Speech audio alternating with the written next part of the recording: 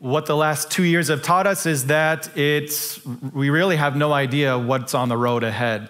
We can have some ideas, but it's basically a guess. What we're simply doing in this series is, as we look at the road ahead, there will still be uncertainties, that's a guarantee, but as the tagline says, we can be prepared. We might not know what's next, but we can be prepared for it. In case you weren't here last week, Pastor Ben laid out a very helpful rule for the road ahead. The rule is simply this, that when it comes to your destination that you want to get at, it's your direction, not your intention, that gets you to your destination. You can have the best intentions in the world, the best wishes, but ultimately it's our actual direction that determines your destination. So that was an extremely practical, useful rule for the road ahead. And today we're getting into rule number 2 for the road ahead. And I was thinking about some different names for what to name this rule, and ultimately I picked one that's a little bit difficult to say. So we'll just put it like this. The rule we're looking at today is the as long as rule. The as long as rule. And rather than me giving you a definition for what I'm talking about, I'm just going to give you some examples because we all have these to some degree or another. Let me put one on the screen here. So my car will be fine as long as it starts, as long as it has 1/8 of a tank of gas, as long as whatever. We all have our different ideas of my car is fine up to a certain degree, and then I need to do something to it or I need to replace it. That's one easy example. Coming out of a year of drought, what about this one? My lawn will be fine as long as it's not the embarrassment of the neighborhood, as long as I blend in with whatever anyone else is doing. Again, you have your own standards, you set your own rule, but you kind of have this thing in your mind if you have a lawn to deal with. What about this one? My checking account is fine. My finances are fine, as long as what? For some of you, it's as long as it doesn't go below a certain amount. For some of you, your checking account is fine as long as it doesn't go above a certain amount because you want that money making interest, not just sitting in a checking account. But again, you have your own rules by which you navigate life. One last one. My health. My health will be fine as long as I can fit into my yoga pants.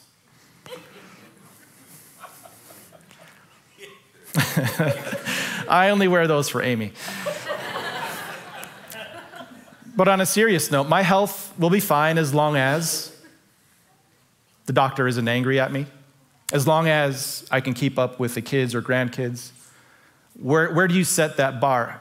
At which point your health starts to get your attention. Here's the thing, this isn't bad. This is actually necessary for the road ahead, because in order to be a good steward of the hundreds, if not thousands of things that you have to manage in your life, you need to set certain rules for when something needs your attention.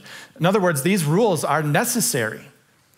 And you're being a good steward of your things by putting these rules in place. But here's why it's a spiritual issue. What is good stewardship for your things can be dangerous when you apply it to yourself, your own being. It's one thing to say, my car will be fine as long as, my finances will be fine as long as, but it's a whole different thing to say this, I'll be fine as long as.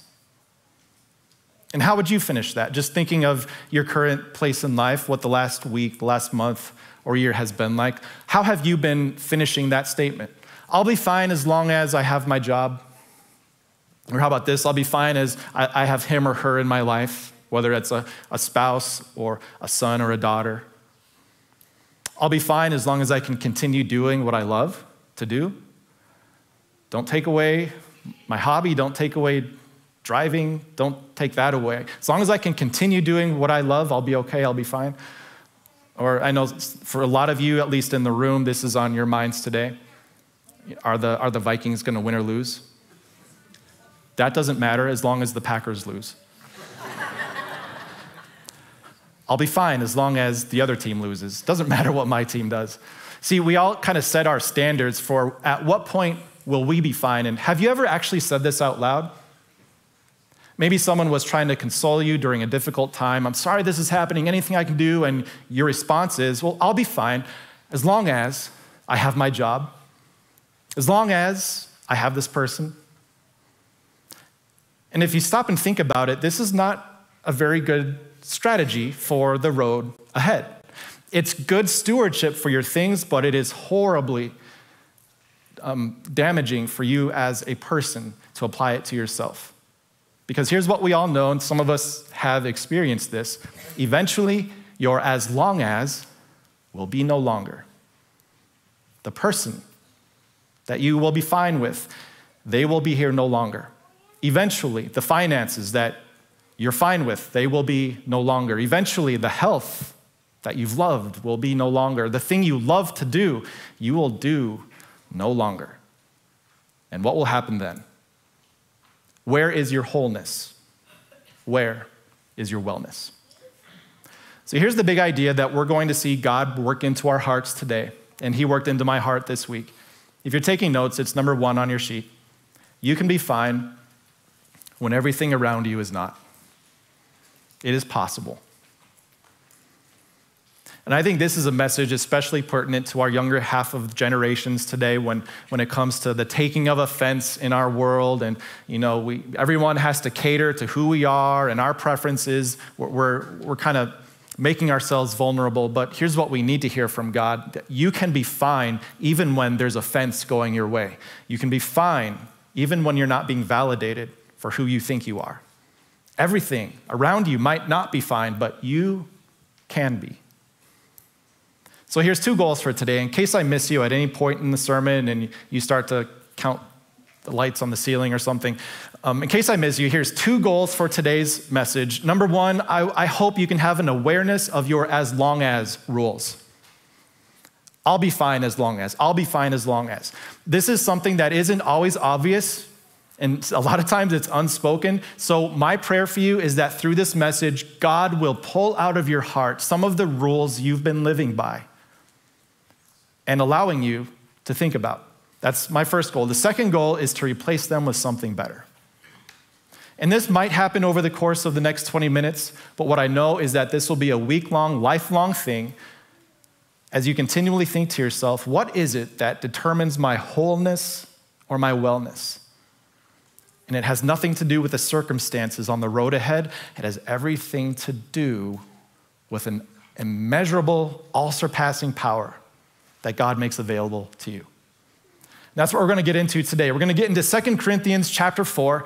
The book of 2 Corinthians is kind of interesting because it's the sequel to 1 Corinthians, and actually there was another letter in there.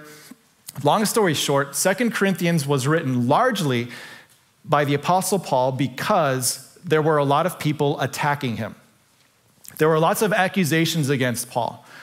Again, he was a first century Christian pastor and missionary. His goal in life, his purpose was just to travel around and tell people about Jesus. And that's what he did. But as he was working with these Christians in Corinth, he had to send them a few letters to instruct them, but also in 2 Corinthians to correct them. Apparently, word had gotten out that Paul was too weak. There were some other people who were claiming to have some authority from God. And they were saying, Paul is a stutterer. Paul has no power. He's this weak guy. Are you really going to listen to him? You really think that he's from God? And so these other teachers came in. They were contradicting what Paul had taught about Jesus. And so Paul has to write them a letter defending his authority. And here's the thing. If I were Paul, if you were Paul in this situation, I think that we would all come up with the same as long as rule. For a person who's traveling around talking about Jesus, I think if he would have had a rule, it would have gone something like this. He would have said, as long as people recognize my authority, I'll be just fine. But guess what? People were not recognizing his authority to talk about spiritual matters. So, did his world crumble around him? Was he not fine? In 2 Corinthians, we see an amazing resiliency about the Apostle Paul, and thankfully, he doesn't keep it a secret. he brings you in. He says, hey, if you're living your life with a bunch of I'll be fine as long as rules, I've got something so much better for you. So as we get into 2 Corinthians chapter 4, we're going to start a little bit slowly because there's some background that I want to bring into it for you just to help you enjoy the flavor of what's being said. And we'll jump right into verse 7 here. It says, we have this treasure in jars of clay. And when I first started reading this, I thought, oh, the we refers to like we, like all of us, people he was writing to, himself, all this stuff. But as you look through 2 Corinthians, the we is actually a reference to Paul and perhaps the other apostles who were doing the same thing he was. He's talking about himself. We have this treasure, and treasure goes back to what was previously said in the previous verses. This treasure is this incredible light or wisdom from God that shines the spotlight on where our hope is. It's this amazing news that we've already celebrated as a church today, that regardless of your sin, you are forgiven. Regardless of your background, Jesus died for you. And it was this power to change people's eternities and lives. And Paul says, we have this treasure in jars of clay. It's actually a really interesting phrase. If you look at the Greek that Paul originally wrote this in, jars of clay literally is like earthen things. Earthen things, that's how we always talk, right?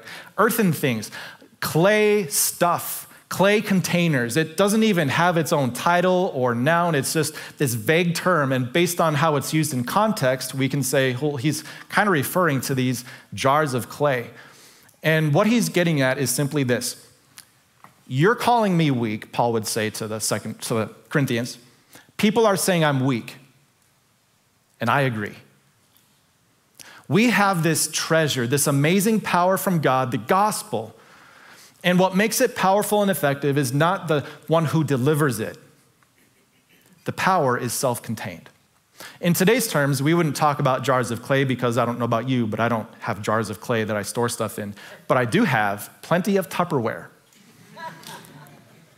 And I assume if I walked into your house, you would not have a china cabinet with all your fine Tupperware out for display. We keep that stuff in a drawer, right? We keep it tucked away. It's all stacked up, and the lids, there's always one without a lid. But the point is, it's not the Tupperware that's so important. It's what's inside. The role of Tupperware is to make something important more accessible. It brings something to where it needs to be. And Paul was saying, that's all I am. I'm the Tupperware that has this amazing news, this amazing treasure for the world. How does he see himself? He does not see himself as someone who is broken, destroyed because of people's lack of acknowledging his authority. He says, I'm fine. You're telling me what I already know. I'm weak. I stutter. I'm not perfect. I'm not physically fit like most people are. There's people who are more impressive, who are trying to get your attention. They're the fine china. I'm just the jar of clay. But what's important is what I bring to you. And then Paul gives this little window into his life to say, here's what this means for me. And this is so incredible. If there's a section in the Bible that you commit to heart, this one has the power to change the way you see every day, if it's something you can memorize. Here's what he says. To show that this all-surpassing power is from God and not from us. This power is not from us, it's from God in every way. And here's the impact it makes. He goes on. He says, we are hard-pressed on every side, but we are not crushed. The Greek words he uses, they're so interesting because it's like he's making his own fill-ins, kind of. You know how we try to make our fill-ins like a little catchy and a little bit of mirroring and parallelism, but it doesn't come across quite as well in the English, but that's okay. We still get the point. The word for hard-pressed, that word is also used where Jesus was being surrounded by crowds and crowds of people, pushed in, hard-pressed.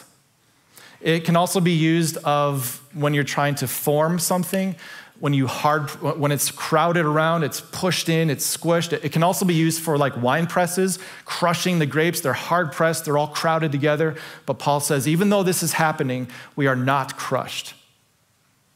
And that word crushed can also be a reference to being confined or conformed, bending a piece of metal. He says, even though there's so much pressure around me, us, apostles, we are not crushed. We are not confined. We are not conformed. And what if you would tell yourself that every day? Today, I will be crowded out by a lot of things in my life, but I will not be confined and I will not be conformed because of the all-surpassing power that is within me. Powerful. This is referring to external forces that are just kind of happening in life, but then he gets a little bit more specific with this next one. He says, we are perplexed, but not in despair. This inner doubt, inner questions that you just can't resolve on your own. And Paul is acknowledging even we apostles are perplexed sometimes by what we should do or by what God is doing. But even though we can't make sense of things, we are not in despair. We don't throw up our hands and just quit. And I know, trying to help with 6th grade math, I'm perplexed. I'm in despair. But as Paul gives this general life application, he says, even with the serious things in your life, you will be perplexed. But that's okay. You will not be in despair. And he goes on. Even more focused, he says, we are persecuted, but not abandoned. Persecuted in the sense that we're being chased down, hunted down, where we have to spread out and hide. And even when that happens, we are not alone. And what if you would tell yourself that every day? I will be hunted today. I will be chased down. But I am never abandoned. Never abandoned. Because of the all-surpassing power that God has for me. And then finally he says, we are struck down but not destroyed. Knocked down but not knocked out. Powerful words. All in the face of this horrible situation where his authority as a spiritual teacher was being doubted. He was fine, even when everything around him was not. And for his resiliency, he would not say, the reason I'm doing so well is because of what I'm doing here and what I'm doing here, and this habit really helped me to be resilient, and these things. To be honest, he would just say, this isn't from me, I'm just the clay jar, but there is an all-surpassing power in me. The Greek word for that it could also be translated excessive. There's this excessive power. It's just obnoxious in how powerful it is. It can overcome anything that might be in your life. And that was the secret to his resiliency. So that's the second thing that we learned today from Paul, or the next fill-in at least. Nothing can match the excessive power that's at work in you. Nothing can match it. No matter how much life crowds around you, no matter how much doubt wells up from inside of you, no matter how much persecution you might face for Jesus' sake, no matter what perplexities, no matter what issues come toward you, nothing can match the excessive power that's at work in you. In another place, the Apostle Paul put it this way. He said, the same power that raised Jesus from the dead is now at work in you. And that's where his resiliency came from. I have a resurrection power alive in me. And therefore, if you want to put those words into your own heart, the verses that we just read, those would be a powerful reminder of what God is able to do through his power. And then as we continue here, he's going to give some practical applications, because this is just a general principle, but he's going to give us an application of what this looked like for him, this all-surpassing power that he had from God. He said this, he said, we always carry around in our body the death of Jesus so that the life of Jesus may also be revealed in our body. And whenever you get into some, like, what's he talking about? It's good to pay attention to the words he repeats, because that brings you to the main point that he's getting across. So carry around is very similar to the word revealed. We see revealed coming up, we see body, we see death, we see life. And as we put this all together, we're going to get a conclusion about what he's getting at. He says, for we who are alive are always being given over to death for Jesus' sake, because of our faith in Jesus, so that his life may also be revealed in our mortal jars of clay body. So then, death is at work in us, apostles, who are sharing the good news, but life is at work in you. One of the accusations that was being thrown against him is that he's just in it for the fame or the attention or the money or the wealth, even though none of that was true. But he says, you know what's in this for me? To do what I'm doing as an apostle, one sent out by Jesus? I carry around death as my companion every day. Threats of people wanting to kill me. In fact, Jesus himself warned us that what they did to him will also happen to us. What's in it for me is not fame, it's not money, it's not wealth. I'm carrying a cross here. And as he conveys this to the Corinthian people, he's acknowledging there's nothing in it for me. The benefit is completely for you. And this gives us the first hint into what we see that's really driving Paul's motivation here. When it comes to the road ahead, he was not focused on preserving himself. It was all about this greater mission that he'll expound on in just a moment.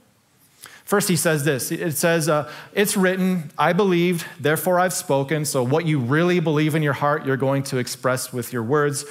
Since we have that same spirit of faith, we also believe and therefore speak. So the things I'm telling you about God, about Jesus, we believe it and we speak it. And you might think that he would go on to say, we believe and speak about this as long as we see results.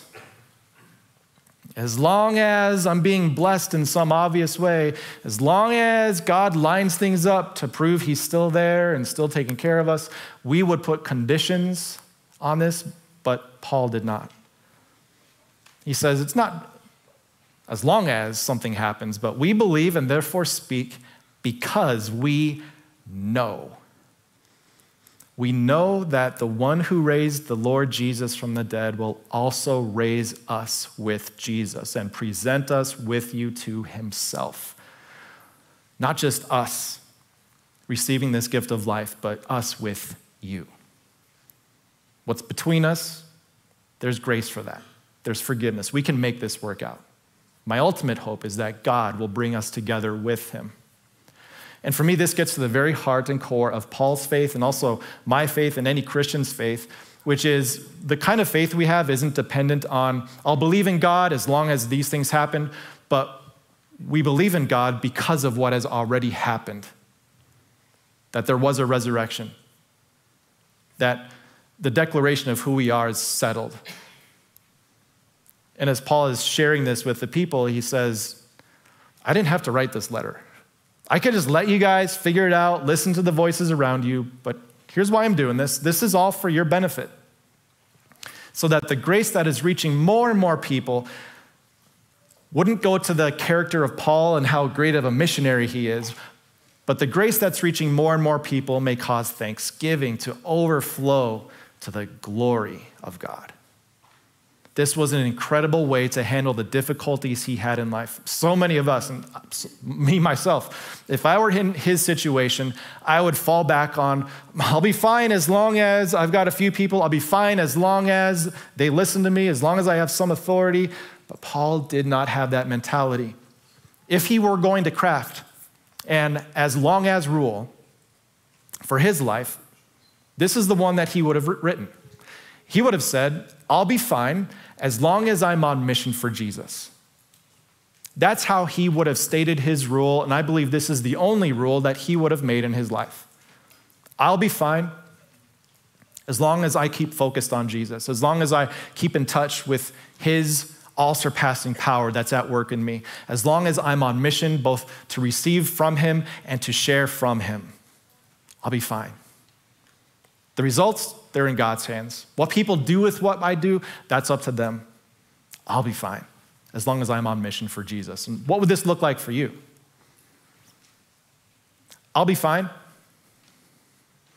as long as I'm focused on Jesus.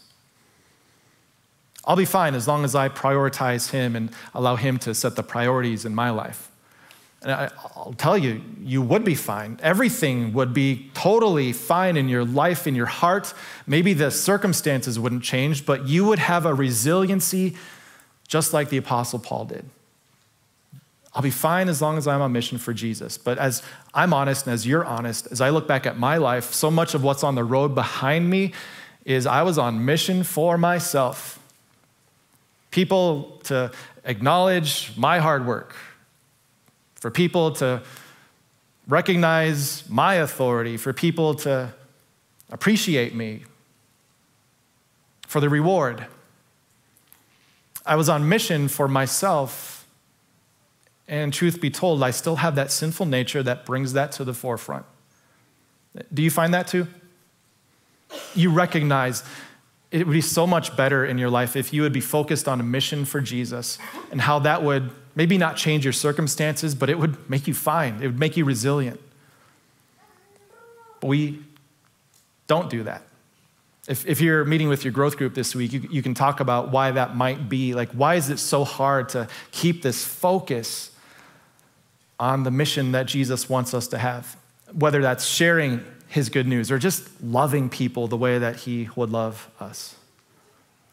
So this is what Paul's mission was. And he wasn't perfect at it, but this was his mission that he decided in his life. He'll be fine as long as he's on mission for Jesus.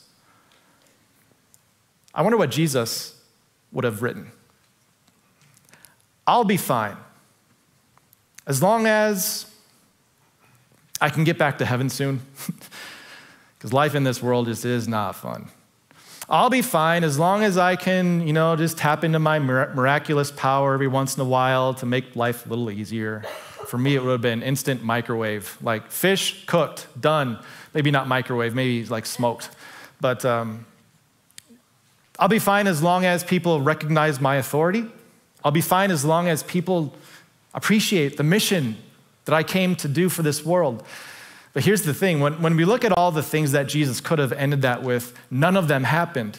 Even for that last one, his own 12 closest disciples didn't fully recognize the extent of his mission until after he had completed it.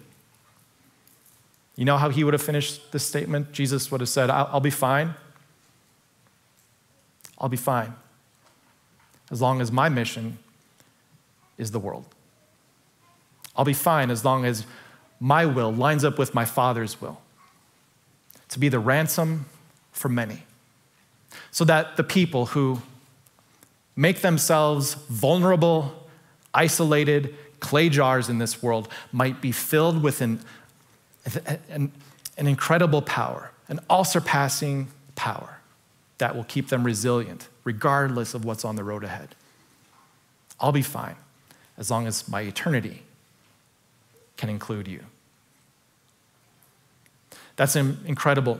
And again, it gets back to that all-surpassing power that Paul recognized he had in himself. He was just the Tupperware. He was just the jar.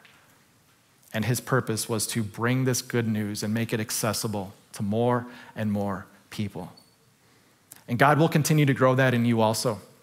Maybe you're not quite feeling ready to be that person, but God is growing in you an appreciation for what his forgiveness means for you, so that bit by bit, he can also share his grace, his love, his insurpassable power through you and me, Tupperware and all. And therefore, as Paul concludes, he says, therefore, this is where I am. This is where we are. Therefore, we do not lose heart. The road ahead, it's going to be tough. There's going to be things that press us on each side. There's going to be persecution and perplexity and these things that just aren't fun, but we'll be fine. We don't lose heart, though outwardly we're wasting away, yet inwardly we're being renewed day by day through the power of God's forgiveness and grace. For our light and momentary troubles are achieving for us an eternal, weighty glory that far outweighs them all. A glory that's not about us. It's about being on mission for Jesus. And now here's the closing conclusion that he gives us. He says, so here's the deal. We fix our eyes not on what is seen. And by the way, every rule that goes as long as is based on something you can see. As long as I have this person, as long as I have this money, it's all about what is seen. Paul says, so we fix our eyes not on what is seen, but on what is unseen. Since what is seen is temporary, one day it will be no longer, but what is unseen lasts. It is eternal. And here's one thing I learned from Paul in 2 Corinthians chapter 4. One thing that is helping me to realign my thoughts this last week and I hope throughout my life. It's simply this, that whenever I start to think, I'll be fine as long as, that is my cue to stop and change my verbiage. And if you ever find yourself in a conversation with someone and you say to them, I'll be fine as long as, that's your cue to pause and say, what am I saying? Is my hope really in something that is seen, or do I have something better? Do I have something all-surpassing that can replace it? And as Paul would do, he would replace as far as with a word that's much better. Here's what I want you to do this week. Would you ask God to replace as long as with because? Instead of saying, I'll be fine as long as this happens, you change your verbiage to say, I'll be fine because of who God is. I will be fine, I will be resilient because of the all-surpassing power that is working in me. A power that doesn't make the circumstances of life any better, but it makes me resilient to what is going on. I will be hard-pressed, but not crushed. I will be perplexed, but I will not be in despair. I will be persecuted, but I am not abandoned. Because of who God is. What would your own statement look like this week? As you think about the as long as rule that you've been living by, what would it look like for you to replace it with a because? And what if just this week you could find one thing that you need to realign in your heart, in your mind, in your verbiage, and you catch yourself maybe on a Tuesday morning or a Thursday night, and you say to yourself, you know what, I'll be fine as long as, and just that one time, no. I'll be fine because of the all-surpassing power that's in this jar of clay. Imagine what God could do as he realigns and transforms your life this week. That's my challenge for you. Ask God to give you clarity about the as long as rules that you've been holding, and ask him to replace them with a because. Let's pray.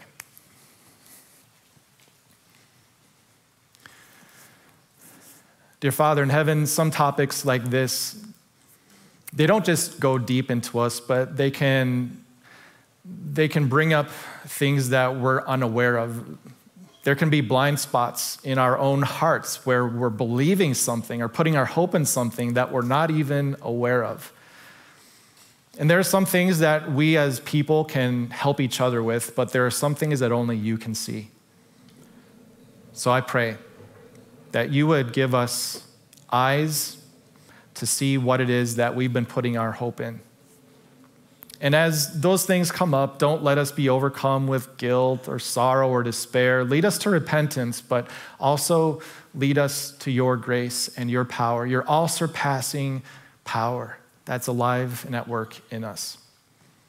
And as you do your work this week, let it be done in a way that simply puts us on mission for Jesus, so that we might be resilient jars of clay filled with his power in a way that makes the gospel more accessible to more people in our lives.